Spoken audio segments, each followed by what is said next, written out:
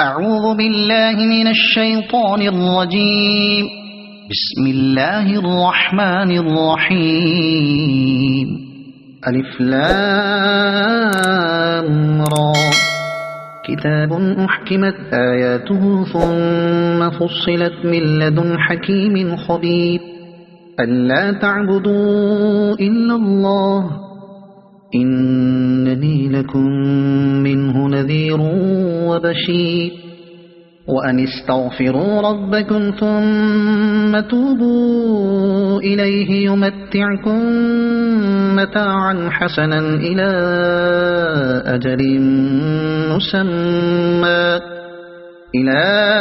أجل مسمى ويؤت كل ذي فضل فضله وإن تولوا فإني أخاف عليكم عذاب يوم كبير. إلى الله مرجعكم وهو على كل شيء قدير. ألا إنهم يثنون صدورهم ليستخفوا منه ألا حين يستغشون ثيابهم يعلم ما يسرون وما يعلنون إنه عليم بذات الصدور. وما من دابة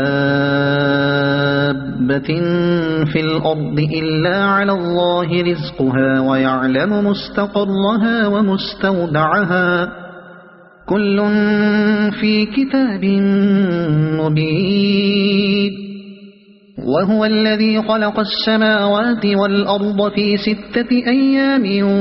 وكان عرشه على الماء ليبلوكم أيكم أحسن عملا. ولئن قلت إنكم مبعوثون من بعد الموت ليقولن الذين كفروا إن هذا إلا سحر مبين. ولئن أخرنا عنهم العذاب إلى أمة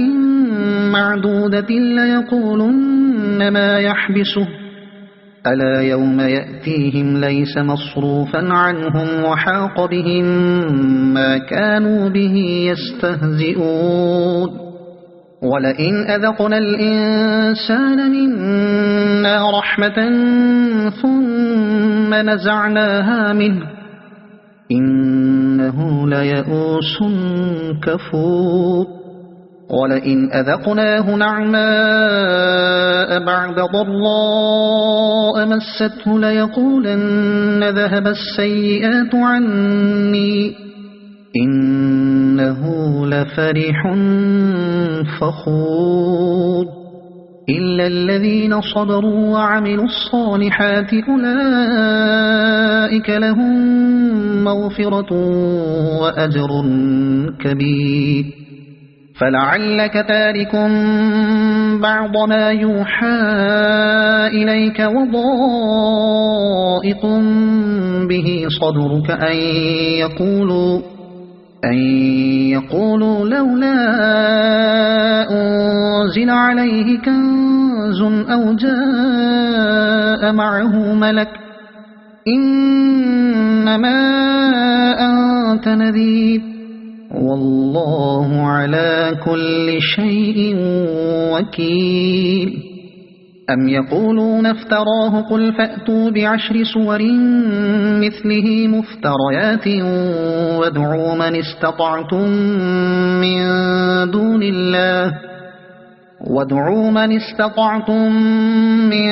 دون الله إن كنتم صادقين. فإن لم يستجيبوا لكم فاعلموا أنما أنزل بعلم الله وأن لا إله إلا هو فهل أنتم مسلمون. ما كان يريد الحياة الدنيا وزينتها نوفي إليهم أعمالهم فيها وهم فيها لا يبخسون. أولئك أولئك الذين ليس لهم في الآخرة إلا النار وحبط ما صنعوا فيها وباطل ما كانوا يعملون أفمن كان على بينة من ربه ويتلوه شاهد منه ومن قبله كتاب موسى إماما ورحمة أولئك يؤمنون به ومن يكفر به من الأحزاب فالنار موعده فلا تك في مرية منه إنه الحق من ربك ولكن أكثر الناس لا يؤمنون ومن أظلم ممن افترى على الله كذبا أولئك يعرضون على ربهم ويقول الأشهاد هؤلاء الذين كذبوا على ربهم ألا لعنة الله على الظالمين الذين يصدون عن سبيل الله ويبغونها عوجا وهم بالآخرة هم كافرون أولئك لم يكونوا معجزين في الأرض وما كان لهم من دون الله من أولياء يضاعف لهم العذاب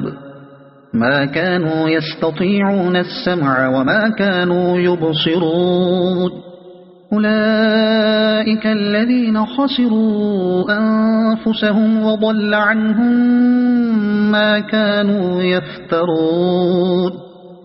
لا جرم أنهم في الآخرة هم الأخسرون إن الذين آمنوا وعملوا الصالحات وأخبتوا إلى ربهم أولئك أصحاب الجنة هم فيها خالدون مثل الفريقين كالأعمى والأصم والبصير والسميع هل يستويان مثلا أفلا تذكرون ولقد أرسلنا نوحا إلى قومه إني لكم نذير مبين ألا تعبدوا إلا الله إني أخاف عليكم عذاب يوم أليم فقال الملأ الذين كفروا من قومه ما نراك إلا بشرا مثلنا وما نراك اتبعك إلا الذين هم أراذلنا بادي الرأي وما نرى لكم علينا من فضل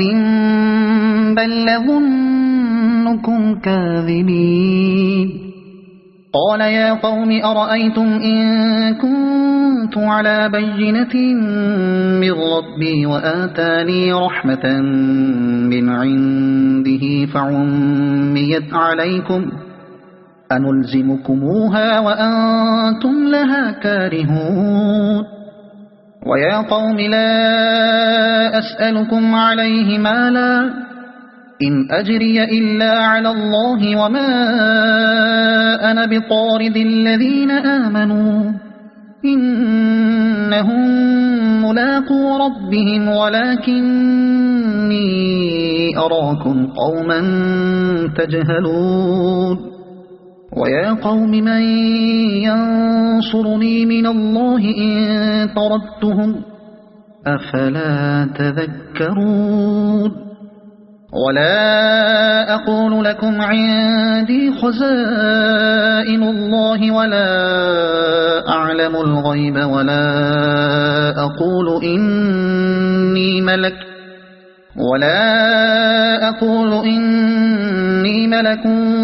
ولا أقول للذين تزدري أعينكم لن يؤتيهم الله خيرا الله أعلم بما في أنفسهم إني إذا لمن الظالمين قالوا يا نوح قد جادلتنا فأكثرت جدالنا فأتنا بما تعدنا إن كنت من الصادقين قال إنما يأتيكم به الله إن شاء وما أنتم بمعجزين ولا ينفعكم نصحي إن أردت أن أنصح لكم إن كان الله يريد أن يغويكم هو ربكم وإليه ترجعون أم يقولون افتراه قل إن افتريته فعلي إجرامي وأنا بريء مما تجرمون وأوحي إلى نوح أنه لن يؤمن من قومك إلا من قد آمن فلا تبتئس بما كانوا يفعلون واصنع الفلك بأعيننا ووحينا ولا تخاطبني في الذين ظلموا إنهم مغرقون ويصنع الفلك وكلما مر عليه ملأ من قومه سخروا منه قال إن تسخروا منا فإنا نسخر منكم كما تسخرون فسوف تعلمون من يأتيه عذاب يخزيه ويحل عليه عذاب مقيم حتى إذا جاء أمرنا وفارت النور قل نحمل فيها من كل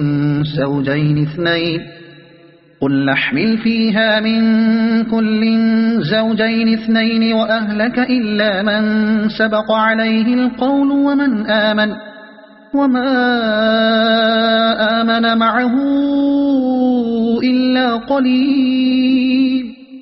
وقال اركبوا فيها بسم الله مجريها ومرساها إن ربي لغفور رحيم وهي تجري بهم في موج كالجبال ونادى نوح ابنه وكان في معزل يا بني اركب معنا ولا تكن مع الكافرين قال سآوي إلى جبل يعصمني من الماء قال لا عاصم اليوم من أمر الله إلا من رحم وحال بينهما الموج فكان من المغرقين وقيل يا أرض ابلعي ماءك ويا سماء أقلعي وغيض الماء وقضي الأمر واستوت على الجودي وقيل بعدا للقوم الظالمين ونادى نوح ربه فقال رب إن ابني من أهلي وإن وعدك الحق وأنت أحكم الحاكمين قال يا نوح إنه ليس من أهلك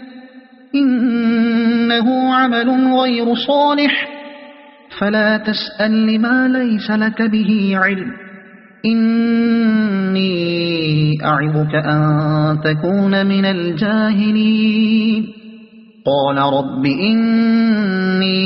أعوذ بك أن أسألك ما ليس لي به علم وإلا تغفر لي وترحمني أكن من الخاسرين قيل يا نوح اهبط بسلام منا وبركات عليك وعلى ممن معك وأمم سنمتعهم ثم يمسهم منا عذاب أليم تلك من أنباء الغيب نوحيها إليك ما كنت تعلمها أنت ولا قومك من قبل هذا فاصبر إن العاقبة للمتقين وإلى عاد أخاهم هودا قال يا قوم اعبدوا الله ما لكم من إله غيره إن أنتم إلا مفترون يا قوم لا أسألكم عليه أجرا إن أجري إلا على الذي فطرني أفلا تعقلون ويا قوم استغفروا ربكم ثم توبوا إليه يرسل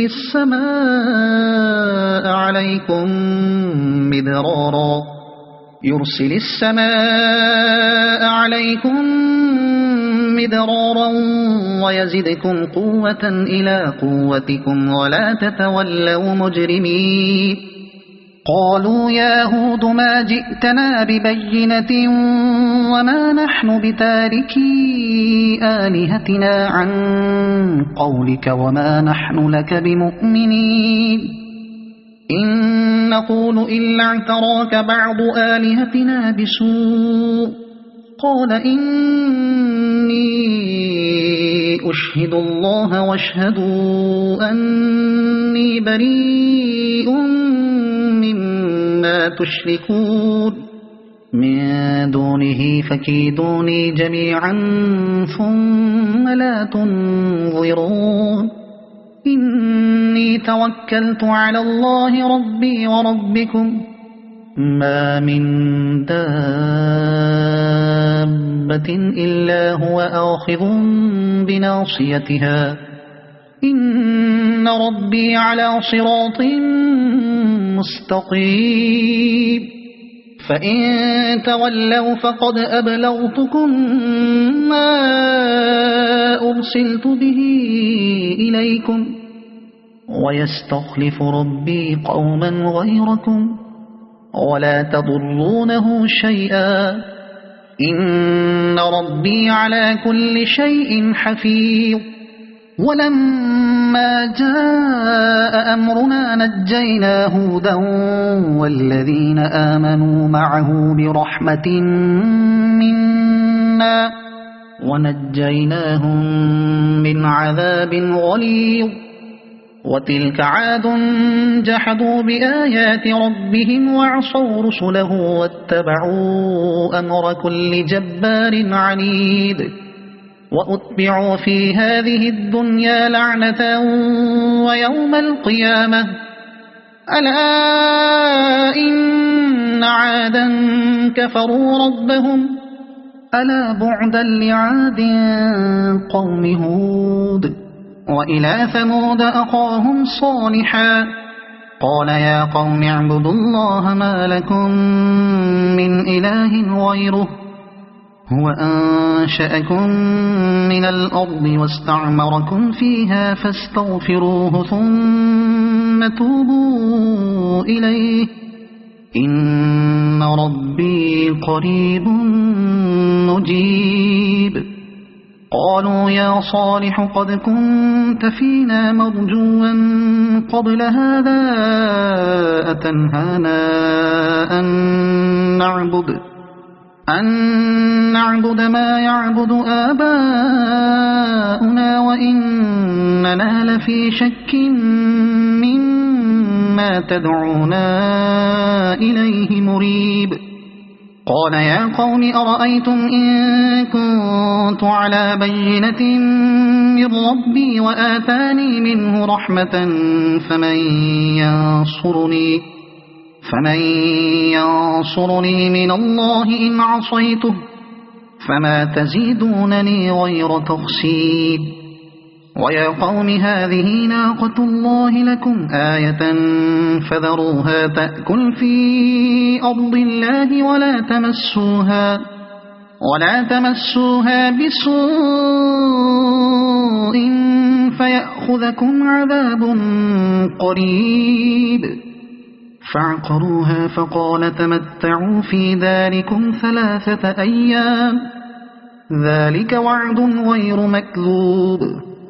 فلما جاء أمرنا نجينا صالحا والذين آمنوا معه برحمة منا ومن خزي يومئذ إن ربك هو القوي العزيز وأخذ الذين ظلموا الصيحة فأصبحوا في ديارهم جاثمين كأن لم يغنوا فيها ألا إن ثمود كفروا ربهم ألا بعدا لثمود ولقد جاءت رسلنا إبراهيم بالبشرى قالوا سلاما قال سلام فما لبث أن جاء بعجل حنيذ فلما رأى أيديهم لا تصل إليه نكرهم وأوجس منهم خيفة قالوا لا تخف إنا أرسلنا إلى قوم لوط وامرأته قائمة فضحكت فبشرناها بإسحاق ومن وراء إسحاق يعقوب قالت يا ويلتى أألد وأنا عجوز وهذا بعلي شيخا إن هذا لشيء عجيب قالوا أتعجبين من أمر الله رحمة الله وبركاته عليكم أهل البيت إنه حميد مجيد فلما ذهب عن إبراهيم الروع وجاءته البشرى يجادلنا في قوم لوط إن إبراهيم لحليم أواه منيب يا إبراهيم أعرض عن هذا إنه قد جاء أمر ربك وإنهم آتيهم عذاب غير مردود ولما جاءت رسلنا لوطا سيء بهم وضاق بهم ذرعا وقال هذا يوم عصيب وجاءه قومه يهرعون إليه ومن قبل كانوا يعملون السيئات قال يا قوم هؤلاء بناتي هن أطهر لكم فاتقوا الله ولا تخزون في ضيفي أليس منكم رجل رشيد قالوا لقد علمت ما لنا في بناتك من حق وإنك لتعلم ما نريد قال لو أن لي بكم قوة أو آوي إلى ركن شديد قالوا يا لوط إنا رسل ربك لن يصلوا إليك فأسر بأهلك بقطع من الليل ولا يلتفت منكم أحد إلا امرأتك إنه مصيبها ما أصابهم إن موعدهم الصبح أليس الصبح بقريب فلما جاء أمرنا جعلنا عاليها سافلها وأمطرنا عليها حجارة من سجيل منضود مسومة عند ربك وما هي من الظالمين ببعيد وإلى مدين أخاهم شعيبا قال يا قوم اعبدوا الله ما لكم من إله غيره ولا تنقصوا المكيال والميزان إني أراكم بخير وإني أخاف عليكم عذاب يوم محيط ويا قوم أوفوا المكيال والميزان بالقسط ولا تبخسوا الناس أشياءهم ولا تعثوا في الأرض مفسدين بقية الله خير لكم إن كنتم مؤمنين وما أنا عليكم بحفيظ قالوا يا شعيب أصلاتك تأمرك أن نترك ما يعبد آباؤنا أو أن نفعل في أموالنا ما نشاء إنك لأنت الحليم الرشيد قال يا قوم أرأيتم إن كنت على بينة من ربي ورزقني منه رزقا حسنا وما أريد أن أخالفكم إلى ما أنهاكم عنه إن أريد إلا الإصلاح ما استطعت وما توفيقي إلا بالله عليه توكلت وإليه أنيب ويا قوم لا يجرمنكم شقاقي أن يصيبكم مثل ما أصاب قوم نوح أو قوم هود أو قوم صالح وما قوم لوط منكم ببعيد واستغفروا ربكم ثم توبوا إليه إن ربي رحيم ودود قالوا يا شعيب ما نفقه كثيرا مما تقول وإنا لنراك فينا ضعيفا ولولا رهتك لرجمناك وما أنت علينا بعزيز قال يا قوم أرهطي أعز عليكم من الله واتخذتموه وراءكم ظهريا إن ربي بما تعملون محيط ويا قوم اعملوا على مكانتكم إني عامل سوف تعلمون من يأتيه عذاب يخزيه ومن هو كاذب وارتقبوا إني معكم رقيب ولما جاء أمرنا نجينا شعيبا والذين آمنوا معه برحمة منا وأخذت الذين ظلموا الصيحة فأصبحوا في ديارهم جاثمين كأن لم يغنوا فيها ألا بعدا لمدين كما بعدت ثمود ولقد أرسلنا موسى بآياتنا وسلطان مبين إلى فرعون وملئه فاتبعوا أمر فرعون وما أمر فرعون برشيد يقدم قومه يوم القيامة فأوردهم النار وبئس الورد المورود وأتبعوا في هذه لعنة ويوم القيامة بئس الرفد المرفود ذلك من أنباء القرى نقصه عليك منها قائم وحصيد وما ظلمناهم ولكن ظلموا أنفسهم فما أغنت عنهم آلهتهم التي يدعون من دون الله من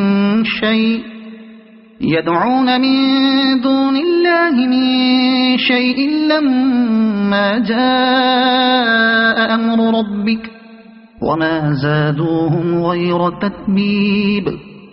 وكذلك أخذ ربك إذا أخذ القرى وهي ظالمة إن أخذه أليم شديد إن في ذلك لآية لمن خاف عذاب الآخرة ذلك يوم مجموع له الناس وذلك يوم مشهود وما نؤخره إلا لأجل معدود يوم يأتي لا تكلم نفس إلا بإذنه فمنهم شقي وسعيد فأما الذين شقوا ففي النار لهم فيها زفير وشهيق خالدين فيها ما دامت السماوات والأرض إلا ما شاء ربك إن ربك فعال لما يريد وأما الذين سعدوا ففي الجنة خالدين فيها ما دامت السماوات والأرض إلا ما شاء ربك عطاء غير مجذوذ فلا تك في مرية مما يعبد هؤلاء ما يعبدون إلا كما يعبد آباؤهم من قبل وإنا لموفوهم نصيبهم غير منقوص ولقد آتينا موسى الكتاب فاختلف فيه ولولا كلمة سبقت من ربك لقضي بينهم وإنهم لفي شك منه مريب وإن كلا لما ليوفينهم ربك أعمالهم إنه بما يعملون خبير فاستقم كما أمرت ومن تاب معك ولا تطغوا إنه بما تعملون بصير ولا تركنوا إلى الذين ظلموا فتمسكم النار وما لكم من دون الله من أولياء ثم لا تنصرون وأقم الصلاة طرفي النهار وزلفا من الليل إن الحسنات يذهبن السيئات ذلك ذكرى للذاكرين واصبر فإن الله لا يضيع أجر المحسنين فلولا كان من القرون من قبلكم أولو بقية ينهون عن الفساد في الأرض إلا قليلا ممن أنجينا منهم واتبع الذين ظلموا ما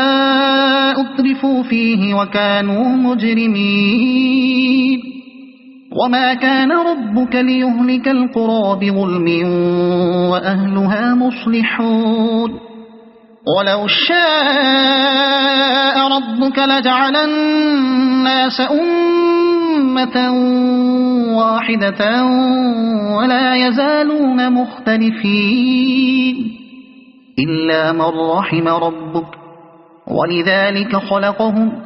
وتمت كلمة ربك لأملأن جهنم من الجنة والناس أجمعين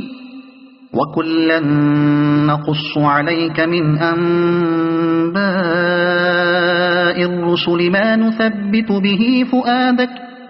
وجاءك في هذه الحق وموعظة وذكرى للمؤمنين